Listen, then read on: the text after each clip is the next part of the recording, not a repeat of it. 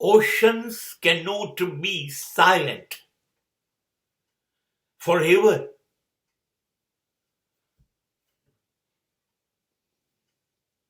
સમુદ્ર ક્યારેય શાંત કાયમ માટે થતો નથી.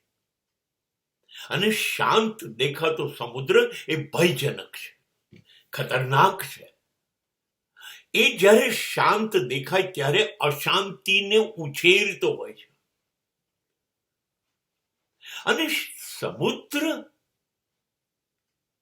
તોફાનો કરતો રોકાઈ જાય, શાંત થઈ જાય, એ લાભદાયક પણ નથી ને. શાંતિ પણ એક જાતની અશાંતિ છે.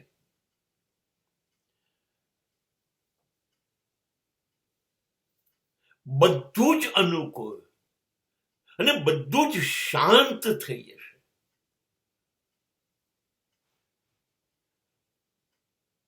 તો તમારી લડવાની શક્તિ જ ખતમ થઈ જશે.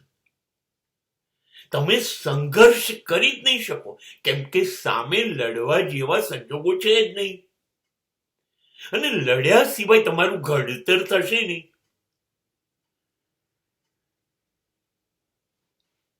સમુદ્રના આવતા મોજા, તોફાનો એ જીવનને કહી રહ્યું છે કે જઉં છું, આવું છું, તોફાન લઈને આવું છું, મુશ્કેલીઓ આવતી જશે, આવતી જશે.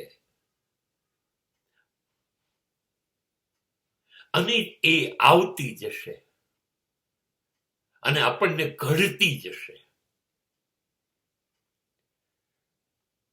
તોફાનોથી ડર્યા વગર નાવિકો, ખલાસીઓ ઉતરી પડે છે પોતાની હોડી લઈને. તું તારે જેટલું તોફાન કરવું એટલું કર. અને ત્યારે જ એને દરેક લહેર શું કરી શકે છે, દરેક મોજું કેટલું ઉછળશે, સમુદ્ર શું કરી શકવાનો છે, કેટલી વાર માટે, ક્યારે શાંત થઈ જશે, ફરી ક્યારે અશાંત થશે. આ બધી જ વસ્તુઓ ખલાસીને ઘડે છે.